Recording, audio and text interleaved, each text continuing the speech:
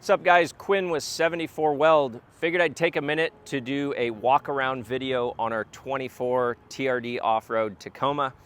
Got this truck from Toyota Walnut Creek earlier in the year, and this was our development platform for our new line of Toyota products.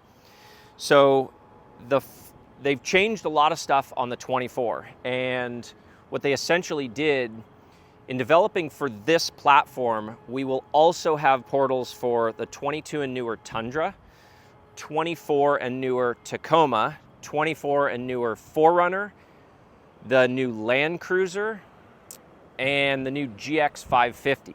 So they're all running a similar or the same front upright and front knuckle. Now, all of those platforms will have a slightly different rear axle package. That's really of little concern to us because it takes us, takes us about 4 hours for us to tear apart a rear axle, take the measurements that we need, and figure out how we're gonna bolt the portal on. And that's basically on any semi-float rear end, which all of those platforms come with a semi-float. We figure out a way our portal bolts directly on, and we convert you to a full float 35 spline in the process. Now, one of the things I think is worth noting is on most applications, we say we add 3.5 inches of width per side. And for Jeep, we actually add 3 3/4. And that's all based on where the factory knuckle sits and where the factory unit bearing sits and how compact that unit bearing is. One of the things that we have standardized to and we're moving to across all platforms is, like on this Tacoma right here, you're not running a Tacoma bearing pack. You're actually going to be running a bearing pack that's custom made for us. It's an F350 Super Duty bearing that retains all of your factory wheel speed sensor and magnetic encoder. So you still have, this vehicle has hill hold. If you stop on a hill, it won't roll backwards. That's all done in the ABS system. And so we've integrated that into a Super Duty bearing pack, making it a 6-on-5.5 so you retain your factory wheel pattern. But essentially, you get a much better bearing pack out of this. Now, in addition to that, what I think really matters here, so this is a 38 13.5/17 Nitto Ridge or Trail Grappler.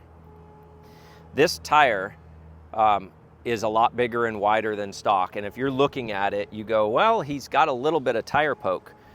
We only add 2.7 inches of width per side, as opposed to our standard 3.5 on the 23 Tacoma. On the 24, because the factory bearing pack is so wide and it's a Tundra bearing pack, when we replace that with an F350, which is a bigger, stronger bearing pack, we make that more compact. And so we actually, this is our narrowest portal to date that we've offered. 2.75 inches or 2.7 technically per side of width gain. We pair that with a Method 703 and a plus 35, and you fit a 38 13.5 with factory suspension. Now, I am gonna do a perch collar on the front of this. I'm gonna hit up Jeff Westcott over at Westcott Designs. I know he's got these in the works because I think the front end does need to come up about 1.5 inches to match the rear. I threw, on the way out to Overland Expo West, I stopped by Jeff's shop. Super impressive operation. And I got a set of his TIG welded DOM sliders. Really nice fit and finish, really nice product. Weld quality's top notch. And he does little things like radiusing and the tube so it matches body lines. I put a Westcott Designs rack on because this vehicle showed up with a rack already in place. And I think his rack is a lot more modular and looks better than the factory one. He does little things like throw a bottle opener on it, kind of cool little touches. But other than that, like, and we catch heat on this on YouTube from guys, well, that's not a stock truck. This is a stock truck. It has 36 miles on it. We took the factory knuckle off, we bolted our portal on. That's all we've done. So essentially, now Toyota has given us a lot more room in the fender wells. And yes, absolutely, you're not going to run a 38-inch tire and not do some trimming. But I can tell you, based on my experience with the 23 versus the 24, you're not having to do a body mount chop on this vehicle. It clears that front body mount. We had to do some trimming on the fenders. That's about it. It was actually really easy to fit a 38 on this vehicle. I've seen a lot of Tacomas with 37s out there. To my knowledge, this is the first one on 38s, but I can tell you it fits. Are you going to fit a 40 on this? No, not without cutting that front body mount and probably having to do other stuff. But I'm a fan of a smaller tire. And as I say that, I'm running a Tacoma on 38s. Everybody in the industry seems to want to go to a 40 for all applications. Stop. It's not needed. And if you run a portal, you get so much more ground clearance out of this that I don't see a slightly smaller tire harming you. I just don't see it as everyone wants to go bigger and bigger, and I keep pushing back. If you've got a Bronco, don't go bigger than a 38. Ranger Raptor, I'm never going to put more than a 37 on it. I think this truck might be better on 37s, but nobody's running a Tacoma on 38s, so I didn't have a choice. I had to do it.